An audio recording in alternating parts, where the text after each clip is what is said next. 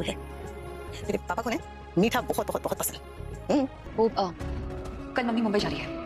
आपके आसमान सब आपकी राह देख रहे हैं। यहाँ की चिंता आप बिल्कुल मत करिए। बच्चों को जब जब माँ की जरूरत पड़े। आज के एपिसोड की शुरुआत में दिवाली सेलिब्रेट की जाती है। कोठारी परिवार शाह हाउस आता है। मोटी बा अनुपमा से कहती है कि दिवाली के दिन माँ लक्ष्मी सबको आशीर्वाद नहीं देती, भले ही सब लोग उनकी पूजा करते हों, इसलिए जिन पर उनका आशीर्वाद होता है उनको बड़ा दिल रखना चाहिए। हम आपके लिए कुछ तोहफे लेकर आए हैं जो शायद आपको बड़े लगे। मोटी बा शाह परिवार को गिफ्ट देती है और दिवाली की शुभकामनाएं देती हैं। तभी राही और अनुपमा एक दूसरे को गले लगाकर दिवाली की शुभकामनाएं देती हैं। प्रेम कहता है कि आप दोनों को एक साथ देखने के लिए हम सब तरस गए थे। सभी उन्हें वापस गले लगने के लिए कहते हैं और फोटो लेने लगते हैं। राजा कहता है कि जल्दी फोटो ले लो, वरना इन्होंने वापस लड़ाई कर ली तो फोटो नहीं ले पाएंगे। अनुपमा कहती है कि अब कभी लड़ाई नहीं होगी। राही सहमत होती है। अनुपमा राही को गले लगाती है और प्रेम को भी साथ आने के लिए कहती है। सभी उनकी फोटो लेते हैं। इसके बाद सब एक दूसरे से मिलते हैं। अनुपमा माही की तारीफ करती है। अनुपमा मोटी बा से गले मिलती है तो मोटी बा कहती है कि पहले आप पटाखा थी, लेकिन अब आप चक्री हो गई हो, कभी यहाँ तो कभी वहाँ घूमती रहती हो। अनुपमा कहती है कि आप तो रॉकेट हो जो हर बात को आसमान तक पहुँचा देती हो। इसी बीच ईशानी राजा के सामने खुद को दिखाने की कोशिश कर रही होती है। वहीं माही गौतम को ढूंढती है और मीता ये सब नोटिस करती है। अनुपमा पराग को धन्यवाद देती है और कहती है कि आपने मेरी गैर हाजिरी में दोनों परिवारों का ध्यान रखा और भारती के ऑपरेशन में भी आपने बहुत मदद की, उसके लिए बहुत बहुत धन्यवाद। तभी मोटी बा ताना मारती है कि आप इतने लंबे समय के लिए गई थीं तो किसी न किसी को तो करना ही था, आपका बिना जिम्मेदारी के मन कैसे लग जाता है। तभी लीला ताना मारती है कि आपका रिश्तेदारों के बिना मन कैसे लग जाता है, आपके इतने बड़े घर में कोई भी रिश्तेदार क्यों नहीं आता है। मोटी बा हैरान होती है। अनुपमा कहती है कि सब ठीक होगा। तभी गौतम वहां आता है। सभी हैरान होते हैं। अनुपमा चौंक जाती है। लीला कहती है कि क्या आप लोग इस रावण को जलाना भूल गए थे। जसप्रीत कहती है कि अनुपमा को बता दिया था कि गौतम कोठारी हाउस में है, लेकिन ये पता नहीं था कि ये यहाँ भी आएगा। अनुपमा सबको बैठने के लिए कहती है।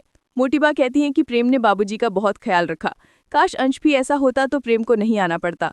प्रेम ने आपका घर संभाला और गौतम जी ने बिजनेस संभाल लिया। गौतम जी ने तो हमारे बिजनेस में चमत्कार ही कर दिया है। तभी अनिल कहता है कि गौतम ने तो सच में चमत्कार कर दिया, लेकिन गौतम ये चमत्कार अपने बिजनेस में क्यों नहीं कर पाते। गौतम कहता है कि ये सब मैंने अंश की मदद से किया है, मैं और अंश पापा के दो हाथ हैं। लीला ताना मारते हुए पराग से कहती है कि आप अपना एक हाथ काट दीजिए। मोटी बा गुस्सा होती है। अनुपमा कहती है कि आज दिवाली है तो सब अच्छी बातें ही करते हैं। वो लीला और मोटी बा को शांत रहने के लिए कहती है। इसके बाद किचन में राही अनुपमा माफी मांगती है और कहती है कि गौतम के आने से आपकी दिवाली खराब हो गई। अनुपमा कहती है कि गुस्सा आता है, लेकिन हमें यही सिखाया गया है कि त्योहार के दिन दुश्मन को भी मेहमान की तरह देखना चाहिए। इस गौतम के लिए मैं हमारी दिवाली खराब नहीं करूंगी।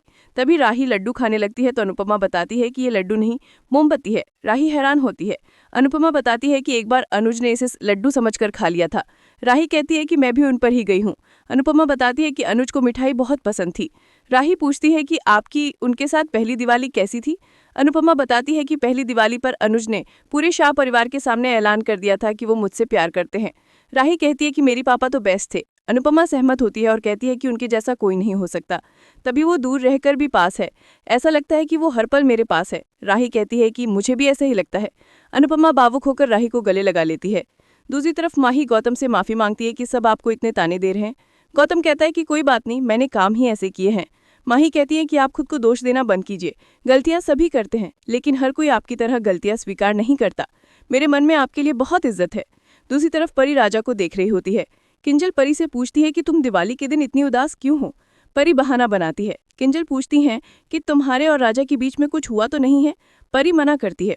इधर पराग कहता है कि कल गुजराती नववर्ष है, इसलिए कल आप सब लोगों को हमारे घर आना है।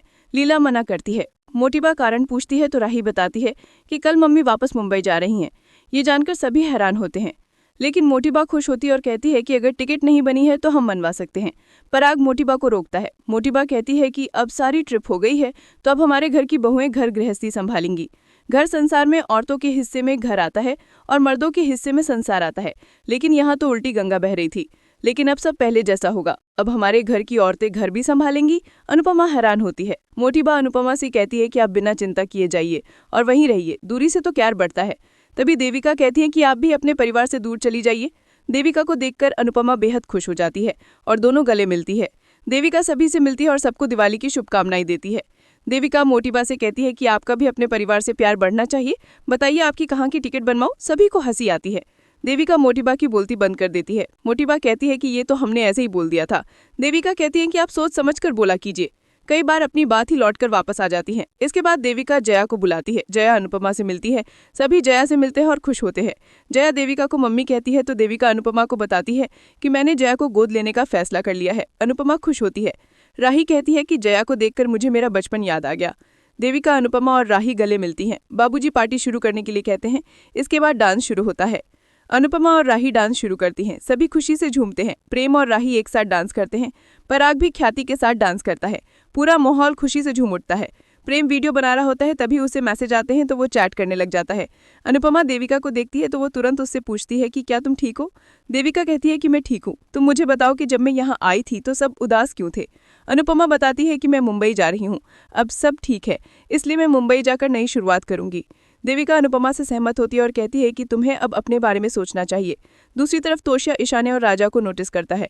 प्रार्थना माही को नोटिस करती है और अंश से कहती है कि माही गौतम से इतनी खुश होकर क्या बातें कर रही है।